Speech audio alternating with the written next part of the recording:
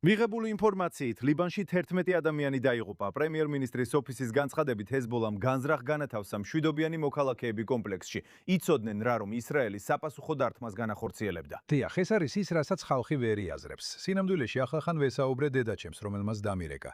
ის ამერიკელია და მკითხა, რა მოხდა ლიბანში. უთხარი დედა, სოფლიო ნამდვილად ვერ ხვდება, რამდენად ბოროტები არიან ეს ადამიანები. მათ ჩვენი ძალები უსაფრთხოების ზონაში დაარტყეს. ასე რომ უსაფრთხოების ზონა ისრაელის საზღვრიდან სულ რამდენიმე მილის დაშორებითაა. ჩვენი ბიჭები ინფრასტრუქტურას შლიან. თვითმკვლელი დრონი მოდის და მათ ესხმის თავს. იმ შეთანხმების დარღვევით, რაც მიღწეული იყო ცეცხლის შეწყვეტის შეთანხმების დარღვევით. ღვევით. შემდეგ ალბათ იციან ისრაელის დაზვერვის მიხედვით, რომ ჩვენ გავიგებთ, საიდან მოვიდა ეს ბრძანება და დავარტყამთ. აბა რას აკეთებს ეს კაცი? ის ირებს, როგორც ჩანს, მშვიდობიან მოსახლეობას, რასაც მე ვკითხულობ, საკუთარ ოჯახს გადაჰყავს სამხედრო შტაბში. ანუ ვინ გააკეთებდა ასეთ რამეს? მოусმინეთ, მთელი ცეცხლის შეწყვეტის შეთანხმება ერთ რამეზეა დაფუძნებული. ჰეზბოლა ამაში არ უნდა მონაწილეობდეს. მთელი შეთანხმება ეფუძნება იმ იდეას, რომ ეს ახალი მომავალი, რომელიც იქმნება, ჰეზბოლა უნდა იყოს ამ სურათიდან გამორიცხული. და იცით, მეკითხებიან, სულ მეკითხებიან, ნიშნავს თუ არა ეს იმას, რომ მოლაპარაკებები იშლება?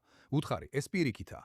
ეს ანჩვენებს, რატომაც უნდა გაფორმდეს მოლაპარაკებები და სწრაფად უნდა გაგრძელდეს პროცესი. ეს უნდა იყოს რეალური, რადგან ხედავთ, ჰეზბოლა თითქმის ყველაფერს გააკეთებს. და იცით, ეს დარტყმა საქმე მხოლოდ იმაში არაა, რომ მათ ჩვენს ჯარისკაცებს დაარტყეს. საიდან დაარტყეს? პირდაპირ ბელფორის ციხესიმაგრის, ალტაჰირის ქედის ტერიტორიიდან დაარტყეს. ხომ დაარტყეს, ხომ ასეა? ფაქტობრივად რაც მოხდა, ეს ნამდვილად ბოროტების ღერძია, რომელიც ლიბანში აშენდა. 10 წლეულების განმავლობაში ირანი, შესაძლოა ჩრდილოეთ კორეაც კი, უცხოური წყაროების მიხედვით ამ გვირაბების ქვეყანას აშენებდა. ამას გვირაბების ქვეყანას ეძახიან. და ისრაელის თავდაცვის ძალებმა მოახერხეს მათი კონცენტრირება იმ ქედის მიღმა და მათ იციან, რომ მალე მთლიანად დაკარგავენ პოზიციებს.